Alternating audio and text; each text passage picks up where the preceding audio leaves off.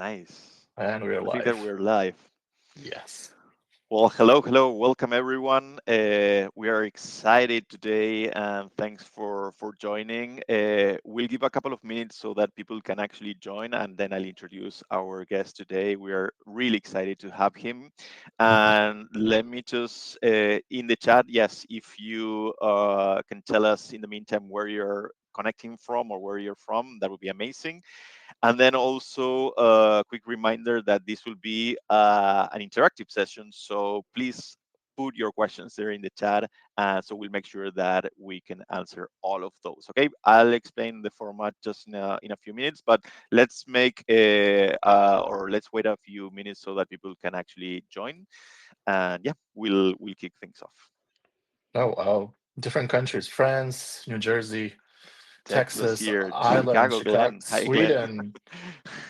Hello, Sweden.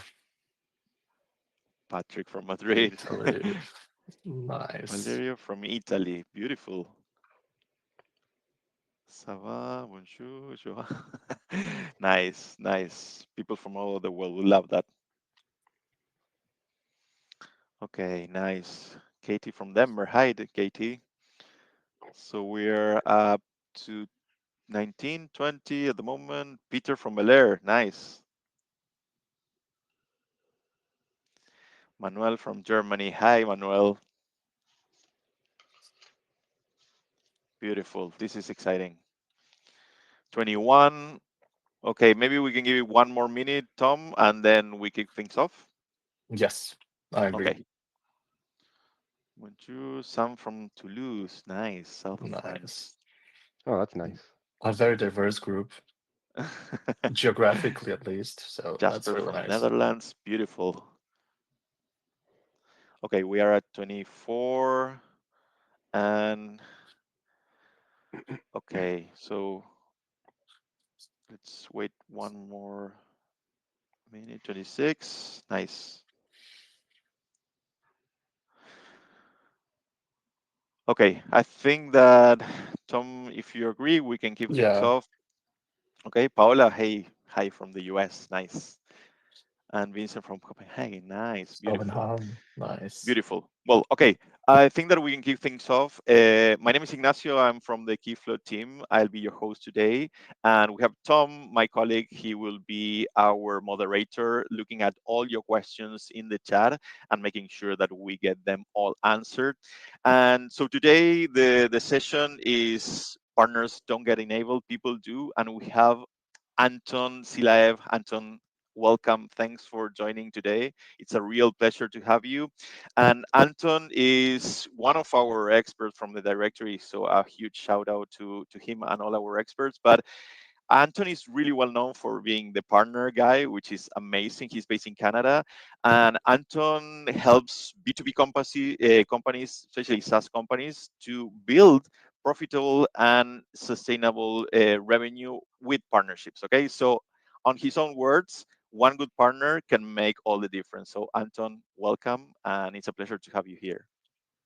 Well, thank you guys so much for having me. I'm looking forward to this session. It's an important subject. It's going to be good. Amazing, amazing. We are all excited about learning from you. And let me just explain, if you haven't been in one of our sessions or previous sessions, the format of the session, the webinar, is a rapid fire. So it would be a Q&A with Anton. We've already kind of like defined some topics, and we'll go each with one of the topics. And in each of the topics, we'll make a pause and answer the questions that you have for each of them. So make sure, again, Tom will be looking at the chat and making sure that we answer all the questions. But before moving to another topic, we'll make sure that all the questions are answered. So please do put your questions there. And if you're watching the recording, of course, next session, please join live so you can get all your questions answered. I think that we can go straight and introduce the first topic, Tom, and Yes, then, yeah, we can kick it absolutely. off with that one. Beautiful. So this one is really important for all of us. So from your experience, Anton, and I know that this is a huge topic, what actionable step would should companies take first when building an effective partner enablement framework? That's kind of like a huge topic. And I think that before we get to your answer, we prepare a poll so that we can set the tone and see what actually you guys think about this in terms of like the main kind of like steps. So can we pull the poll, Tom? And Yes. this is, yeah, so this is what we think, like what's the first critical step when it comes to partner enablement. And you have the options, of course: creating training materials, tracking KPIs, having an onboarding plan, and crafting a partner journey map. So let's see, let's give it a minute or so that you can get your answers there. Yeah, and don't be So shy. Please leave your answers. yeah, and this will set the tone for what Anton actually will talk about in a few minutes. So we clearly have a trend or a winner. It seems like crafting a partner. Let's give it a few more seconds and see if it actually changes. Okay, we're getting cool. So, Anton, what do you think about this? Like, it seems like crafting a partner journey map, it's critical, seems to be critical for our audience today. And then, of course, having an onboarding plan. But we'll get you now to your answers and what you think about this. Yes, well, we clearly have a very intelligent audience. I think the first thing to do when starting a partner enablement framework, there's so many things you can do, but you really have to know what you're doing first, and you have to understand what's going on in the company and what's going on with the partners, with the customers. So absolutely, I think the audience nailed it. Starting with a comprehensive partner journey is really important. We have to outline as many touch points as possible from the time that we're doing it, all the way from recruiting partners, all the way to maturity. And we have to make sure that we have the adequate materials and resources for each stage of those with clear objectives. And I know it's not always possible to get it perfect from the beginning. Sometimes an early stage, under-resourced, and that's okay. It's a dynamic thing, the partner journey map, and overlaying it over the customer journey as well, I think is a really great add-on to that as well. If that's available and if that's been done, that's fantastic. If not, let's work with the marketing teams to make sure we understand the customer journey and we're able to ensure we understand where the partners can help those customers. So really great job to the audience. Second one, again, Yeah. second place is the exact place I would start next as well, is what does that onboarding program look like if we're talking about enablement? But here's where we start to sort of get into the subject matter of the or sort of the punchline of the webinar, which is that it's not the partners that get enabled, it's the people do. So I think we have to maybe reinvent and investigate what we're doing with our enablement. So the first thing is, when we think about enablement, instead of thinking about enabling the partner, let's shift from that focus, because enabling a partner, it becomes sort of a passive activity because we hope that the partner is going to produce revenue, but it's not the partner that produces revenue, it's the individual active sellers or marketers. So let's go to that active seller level and enable them individually. Let's figure out how we can get to them. So what then we also can do is, when we get to that individual seller level and we're enabling them, and we'll talk about this in depth on further questions, is Mhm. how do we know that when we're doing account mapping, for example, which is another big one, that we are actually, helping the right partner target the right account, or the right partner seller target that right account. So we have to develop a kind of account scoring system that's based on things like the ICP, ideal customer profile, and the Mhm. relationship strength of those particular reps with the particular accounts that we're going after together. Another thing I would say is we do have to create, we have to put our sales leader hats on for a second and create revenue roadmaps, both for the partner, for the territory, and for the individual sales rep. We do have to also enable them. This is a little more traditional, but enabling them with specific playbooks with clear execution steps and metrics to enable that.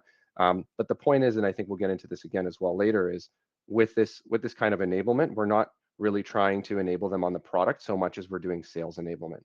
And then, of Mm. course, last thing is, let's establish, make sure we have KPIs for how much outreach we expect from each person, how much engagement we expect to get from that outreach, and then what does it mean to meet targets. So we're trying to enable these partner representatives like they would be inside of our own organization, like a sales team.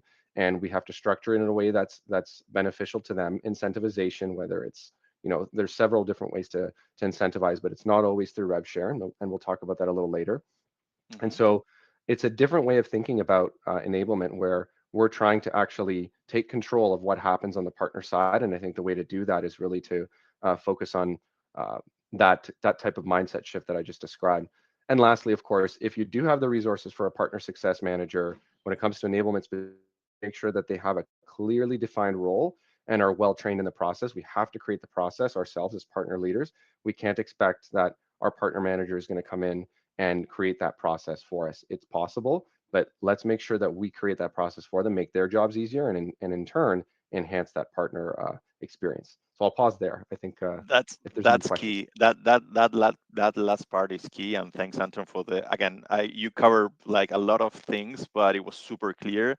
And I think that it's important now to maybe open it to the chat if, again, Tom, if you see some questions or you guys have questions that on this specific topic, please ask them in the chat and Anton will definitely answer those. But yeah, I think that being proactive, as you mentioned, and don't wait and pray for something to happen, that's also key, Anton. So yeah, I think that that's clear. And also I think that Christine, you joined late, but yes, definitely the recording will be shared with everyone that signed up, so that's coming. And if you're watching the recording, thank you for joining as well.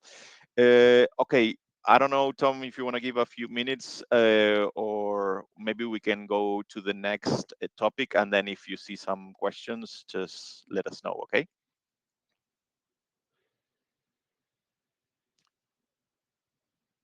Tom. Okay, so what are this one is a huge one, and I think that we are getting some questions, so maybe we can answer those in a bit. But what are the top challenges companies face in partner enablement, and what practical advice can you offer to address them, Anton? That's a huge topic. I mean, there is no right answer for this, but I'll try my best to share what I believe to be the case. And again, it goes back to that mindset shift of how are we actually enabling partners. I think that overall, and I've done this myself earlier in my career as well. And I mean, it's something that there is no partnerships university. Nobody goes to school to learn how to do partnerships, and there aren't too many methodologies out there that really focus on this. But in general, I think companies focus too much on product enablement rather than sales enablement. And I Hmm. think product enablement, the technical side of it, the how the product works and all of this kind of stuff is super important, but it's more important to maybe services types of partners or people that are actually implementing your technology or are doing demos or are getting down into the nitty gritty, for example, if it's a more complicated sales process. But when it comes to a lot of the marketing type of partnerships or relationships, we actually need to do sales enablement for them. We need to help them understand maybe some battle cards. We need to help them understand what's the overall high level positioning. What kind of questions can they ask? What are some of the objections that they might face when talking about your solution? So definitely a lot more of a sales enablement. And I think there's too much focus on the product itself Hmm. and not enough on the sales. So second thing is actually tracking the engagement of partners. There's got to be a way to, and we're alluding to what can we use a great platform, a great PRM for, but we've got to be able to track engagement of these partners. We've got to be able to implement the right types of rewards. We've got to be able to gamify the process as much as we can and tie it to specific behaviors. It's funny because we'll get into the metrics later, but when you go to the board or when you talk to other revenue leaders in the company, I don't think they really care about incentivizing behavior as much as they care about the outcomes. So we've Hmm. got to sort of play a game of two different sets of metrics where we do want to incentivize certain activities and behaviors because it will drive favorable outcomes if we can show that with data. So we've got to reward those activities and not just the revenue to get the partners to do what we want to do because there's such a gap between the time the partner is enabled and then the time that they produce revenue. We have to fill that gap, and that this is one of the ways to fill that gap. Correct. Now, another thing that I think is challenging is finding the right content at the right time. So really, the relevance of the content that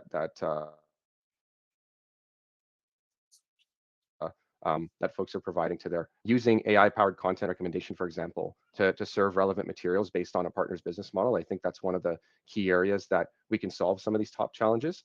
And in terms of the last and probably most important point is that there are many PRMs that are solely focused only on the learning and enablement side of things, but they're not enough focused on tracking the revenue and the results that come from those enablement activities. And so the ROI of these enablement methods and activities needs to be known, and that's what needs to be communicated up to the revenue leaders and across the organization as well. That's key. I mean, I think that you nailed it on the last one, Anton. I think that that's definitely something that it's a huge step towards getting the tracking the revenue. It's key, and the ROI. It's definitely something that everyone should do. I think that we got a few questions from the previous Yes. subject. So I don't know, Tom. Greg has one, Yeah, and Greg has one, so maybe we can start with his. So he asks, how do you recommend approaching partner enablement differently in an already crowded ecosystem where you are one of many technologies who do something similar? Yes, that's a great question. And I would say don't focus on the technology, focus on enabling the individual sellers and having personal relationships with those sellers. You have to find the right sellers that your product serves. Maybe it serves their customer, maybe it serves them personally because you're either offering great incentives or your solution might help them close more deals, for example, if they're positioning it along. So if we focus on the competitive landscape from a technology perspective, we're just going to be a blade of grass in the lawn. But if we're actually focusing on enabling the individual sellers down to the seller level with great materials and making it easy for them to understand how they can achieve the incentives that we're giving them, or how can they achieve their own internal incentives through partnering with us, that's a big differentiator because most companies don't focus on that. Most companies are just saying, sell our tool, we'll give you, a percentage of revenue share because our tool is great and here's how we compare to other tools. No, it's more about let's go one-on-one down to the sellers and show them how to do this, how to make it easy. And from there, when you build those relationships and you have those active champions in your network, that's really the way that you differentiate. So it is a lot about relationship, but it's about making sure that you are enabling these individuals with the exact tools and the exact processes in order to achieve the outcomes that you're looking for. that's a great example of the topic as well. Like that's exactly what you define. It's people you need to actually enable those sales reps, the people, not the partner. So well said, Exactly. Anton. So we have another question from Yehuda. She is asking, or he, I'm sorry, when partnering with large companies, do you have any tips on enablement and penetration? For example, when my partner manager is very proactive, but the sales team is global and the sales team's goals aren't necessarily the same as the partner manager. Yeah, absolutely. I don't want to keep having the same answer for every question, but when you have a lot of sales reps in a global team, and the company itself might not be as interested in you from a strategic level because you're a smaller solution, you're just trying to break into their ecosystem. There are certain ecosystems where you do have to follow the rules, and there are, they have their own solid structures, and you kind of have to adhere to them. But at the end of the day, if your partner manager starts building individual relationships with those sales reps, and it's not everyone's going to be open to it, you have to find your champions. There's maybe it starts with two or three, maybe it starts with a handful, maybe five. And when those five sellers are um, actively working with you and actively working to sell your solution or to refer to you, and they have the right enablement, they have the right tools behind them that you've given to them to make that happen, all of a sudden it starts to spread like a network effect. More sales reps start to see their success, maybe especially when they're able to sell their solution better as a result of your solution. That's not always possible, but that's really where folks start to see that there's success and what you're bringing to them as a partner, and then they start to want to jump on the bandwagon and say, hey, you know I want to do what you're doing. Why is this working? Something I'm doing might not be working. So it's again focusing down on the individual seller to see if there's a way that you don't get lost in the sea of all the other partners that are sort of trying to engage with that company. Yeah, that's key. I mean, like having those champions, the early ones, and then sort of creating that FOMO for the other ones. That works really well. So well done. I think that's a great tip, Anton. We have another question from Valerio. He's asking, in the SaaS industry, what is the best way to structure a partner enablement program correctly, and what is the game changer that can make a difference in the topic? I think that's a big one. Yeah, I think I sort of answered it in the first question. You It's did. Yeah. Yeah.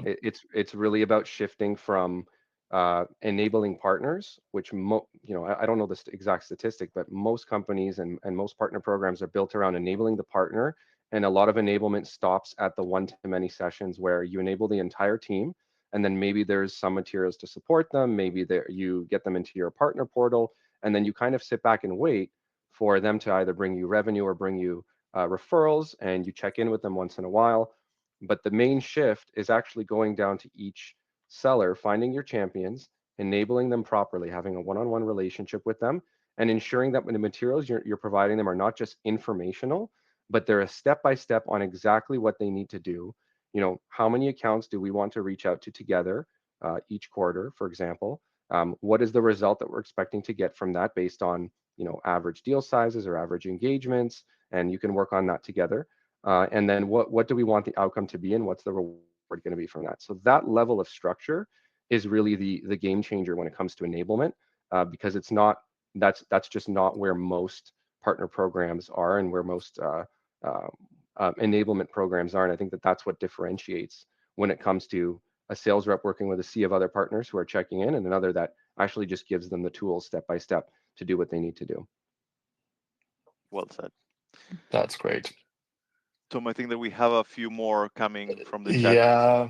So Tamara has she's asking for tips. Any tips to get through the partner's sales team if the partner manager is acting as a gatekeeper? I inherited a Mm. partnership in which the partner manager is not willing to cooperate or help me enable his colleagues. Mm-hmm, mm-hmm. Uh, well, I'm going to say that it's not always possible to create a partnership with every single company. That's one way to think about is, is the company willing to partner with you or not? It could just be the partner manager might not be willing for whatever reason, and maybe they have their own reasons for it. Is there an opportunity to reach out to other people in that organization? Maybe it's the director of sales or the sales manager. And maybe there's an opportunity to engage with them and show the value of the partnership, and they could potentially allow you to work with their reps in a sense. You could also go and just start enabling reps individually, so long as there is no mandate inside that company that they don't want that to happen. And that's always possible. But some organizations at the macro level, if I can just sort of offer a perspective, not all organizations are ready to partner with yours. It depends on the situation. You're not maybe not ready to partner with that organization for whatever reason, and sometimes there's some kind of mismatch. But partnerships are kind of like an enterprise sale. You need to have multiple threads. You have to have many relationships within the company, not just one. So if you're having trouble with one, potentially there's three others that could help you in there. So Awesome. Totally. I think it's time to move to the third topic, right? Because we don't have a lot of time. Yeah, let's move, and then if there are any other questions pending, we can cover them at the end. Okay. Yeah. Yep. Okay, perfect. So the next one, this is a huge one as well. What are the must-track KPIs for partner enablement from your experience, Anton? And how can companies use, let's say, tools to gather all that information and act with this data? Like, yes, this is the juicy question, and anyone that's a partner ops or rev ops nerd is here, and they have their own KPIs that they'll talk about. But I'll say it this way, and we'll talk about the specific KPIs as well. There are different sets of KPIs depending on what your role is and who you're rolling into. I alluded to it earlier that the executive team, the board, the rest of the revenue leaders, they really care more about revenue numbers. mhm, Revenue numbers are always going to be a North Star, but for a partner success manager, there are a number of other things to track in order to get to those revenue numbers that might not be relevant to the rest of the leadership team. So let's start at the executive level.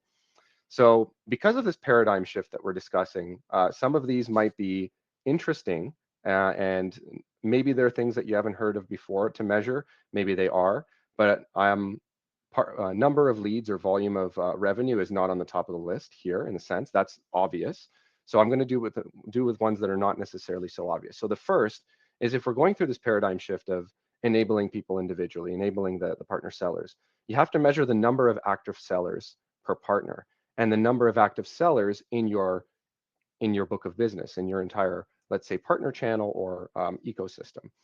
Now, most partner managers are focusing on a book of partners, how many partners we're managing, but how many partners you're managing doesn't necessarily mean anything from a revenue perspective. It's about how many reps within those partners are actively selling or promoting your stuff. That's get to revenue. So I'm measuring the actual number of sellers or number of individuals that you have enabled and they're actively working with you is a much better metric for that. The second is, how many accounts is each seller engaging? right? If you want to get to 8 referrals, for example, from a particular partner. Well, let's do a round number 10. How many sellers do you need within that partner, and how many of those accounts does each seller need to engage in order to produce, let's say 2 leads per seller, if it's 5 reps that you have within that particular partner. So you have to measure and create the plan of about how many accounts are they actually going to actively reach out to, because otherwise you're hoping and praying that they reach out to those accounts, right? Sometimes that works, but this is not part of predictability, right? Third is really the engagement and meeting conversion rates. This is where we're getting to a little bit more of a common one, but how many for that active seller, how are they converting their conversations into actual meetings, right? And then how many of those meetings are turning into a proper pipeline, and how much of that pipeline is being converted? And then, of course, we get to things like average deal size, volume of leads, volume of revenue. Yes, but I think those first 4 that I described are potentially more important for the actual partner executive that is potentially managing those accounts, or the partner managers themselves that are managing accounts, depending on the setup of the company. And then third and fourth, a bit more fluffy, partner relationship strength. There has to be a way to um, for you to manage and monitor what is the strength of that partnership, and where in that partnership is there a lack of enablement? Is it on the marketing side, on the material side? Is there a lack of sales enablement? Do we have a bad contract in place? Are the KPIs not in the right spot? And then, of course, the last one I would say is the strength of your execution, the strength of your actual sales execution. There have to be metrics around how well are your partners performing in that regard. So that's all the partner manager, partner exec. But let's say you have a partner success manager that's really responsible for enabling. Maybe you are also the partner exec and the partner enablement manager. So of course, number of training completions, certifications is important if we're getting to more complicated solutions that require services partners and whatnot. And or maybe just you want them to know about the solution and take them through a training. Material engagement, material consumption metrics. So who's consuming which materials? Could we possibly reward them with points for going through certain materials and consuming them? What's the partner's engagement? So engagement levels of a particular partner are important as well, and there's various ways to measure that. Again, I think partner relationship strength also applies here to the success manager, and I think that that's probably what they own, is how do we make the partner experience such that the relationship is strengthened, and how do we provide enough materials for that partner to have a strong relationship with us. And then, of course, there is, of course, a metric for number of enabled partners. That could be a particular metric if we are aiming, as long as we are coupling that with the number of active sellers that we're trying to churn up from each of those partners. That So a was little bit super different. complete. That was super complete, Anton.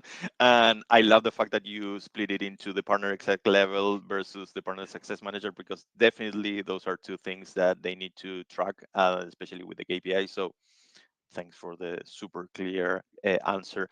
I don't know if there are any questions related to this topic, or if you want. So Mark has one. Yeah, Mark, partnership strength. If I ask 10 sellers, they all will tell you they have the best relation with the partner. Any suggestion how to measure partner strength, or is that a combination of the traditional KPIs, etc.?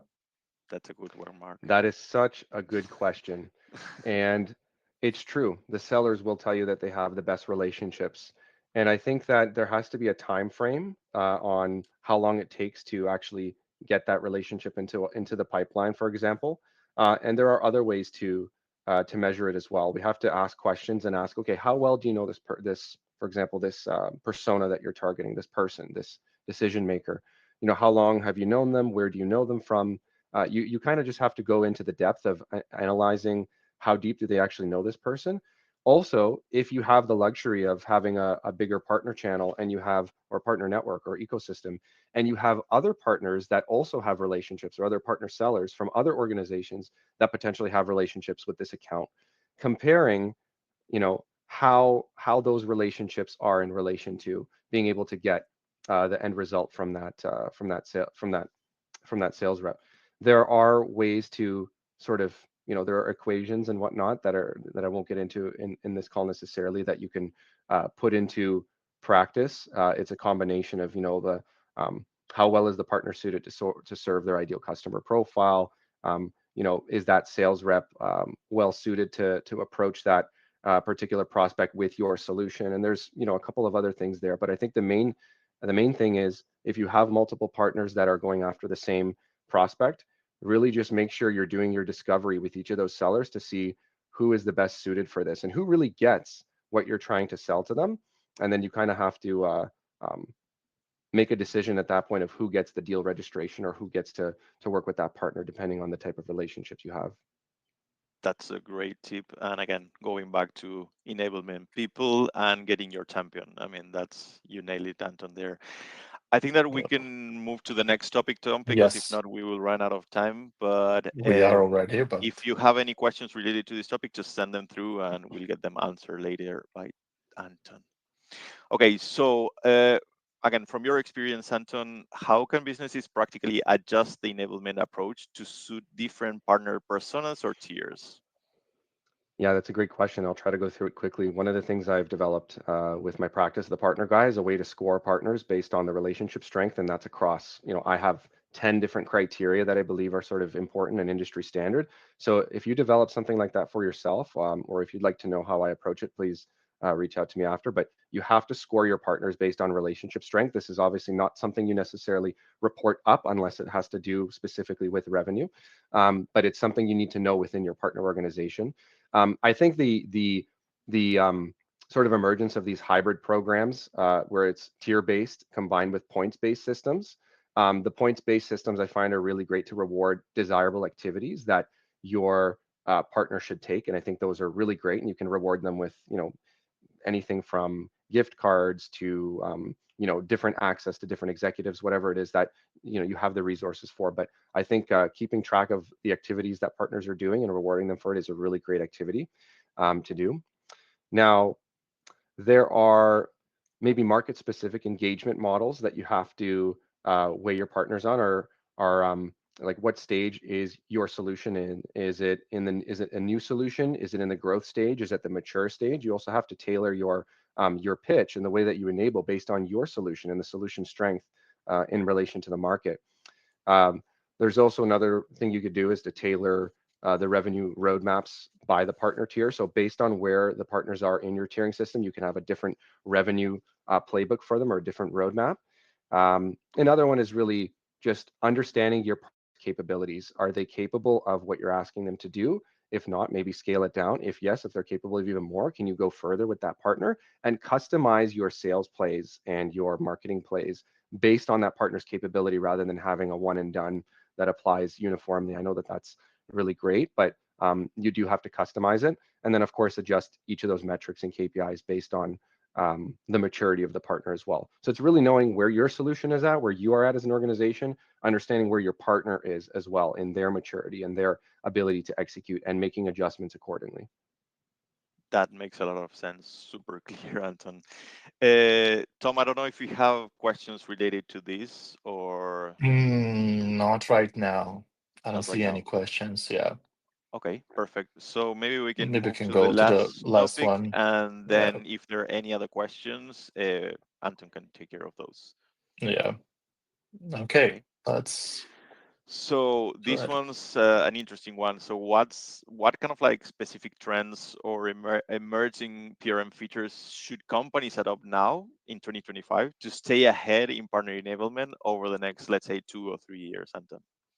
Yes, I think like I was saying at the beginning, a lot of PRMs nail the enablement side of things pretty well. But again, if we are shifting to the more revenue performance side of things for partnerships, we have to make it a lot more RevOps driven, um, and make the application of RevOps methodologies more accessible inside of PRM. So I'm seeing a lot of PRMs focusing a lot more on trying to get solid um, real-time strategic execution visibility, so dashboards and analytics and all that sort of thing that are directly linked to the CRM and show the performance of your partners, but also showing performance of the activities that those partners are taking as well to make it easier for the partner manager to make decisions. Um, Correct. I think another big one is planning and modeling tools. Sales has a ton of these, finance has a ton of these. Partnerships never really use any planning or modeling tools to plan out the revenue for their partner program at the individual partner level and at the seller level. How can we integrate some of these tools where we can do our planning and do some of our revenue modeling based on performance within PRMs. I think that's a great opportunity. Measuring the productivity of partner sellers as well. It might be a bit of a tedious and manual process at the moment, but if we can't do it within our CRMs, if the PRMs can provide a way, if the partner is willing and they're able to log into the portal, for example, or perhaps there's another way to do it, to just check in when they do these activities that we've planned with them, so that we know when the seller is engaged and when they're actually doing what we said we were going to do, instead of having to sort of manually keep track of it. I think that is a huge one where if this gets pulled off properly, and if this is being pulled off properly, we can start really measuring the activities of our sellers that we're enabling, which they're already being measured for organizations. And then, of course, I think that a lot of PRMs already do this well, but just diving deeper into what is the actual performance of your partner channel, of your partner ecosystem, and how can we just take those dashboards and show them to the executive team and have them be super clear, super understandable, possibly in an automated way as well, on a weekly basis or bi-weekly basis, just to make it easier for the partner leader not to have to always worry about taking screenshots and is this updated, is this not. Giving them the access to those dashboards alongside the CRM, if it's not integrated into the CRM already, I think is a really big one. I think it's a bit obvious, but very, very important as well. Yeah. No, I think that you nail it again, Anton, and this is something that we see with our customers that helps a lot. So definitely you're totally right. Um, I don't know if we have any questions specific to this topic. I think that Madison has a question. Yes, Madison asks, do you have a system for assessing and tracking partner maturity, similar to marketing lead tracking? Yes, we do actually. So in partnership with my partner Craig Booth at Channel Force, we do have a methodology and a tool that we can go through, a measurement assessment process that we can go through to determine a partner's maturity, only from the product level, from a market level, and also from a personnel level. So be happy to chat with you about that if you want to reach out. And shout out to Craig as well. Yeah. Yes, he's great. He's great. Cool. Maybe if we, because I'm aware of the time, Tom, if we don't have any other questions, maybe we can wrap it up with kind of like a Yes, conclusion from Anton, and then we can take it from there. absolutely. Anton, Yes, I think. all yours. Yeah, I think this is such an important topic, and everything that I said, there's probably way more things that you can do as well, and there are probably different ways of approaching it as well. So certainly, I don't want anyone to walk away thinking that this is the only way to do it, but this is something that in the past I've really struggled with figuring out how to get partners to actually do what we want them to do after we enable them, and how do we actually communicate our value to them.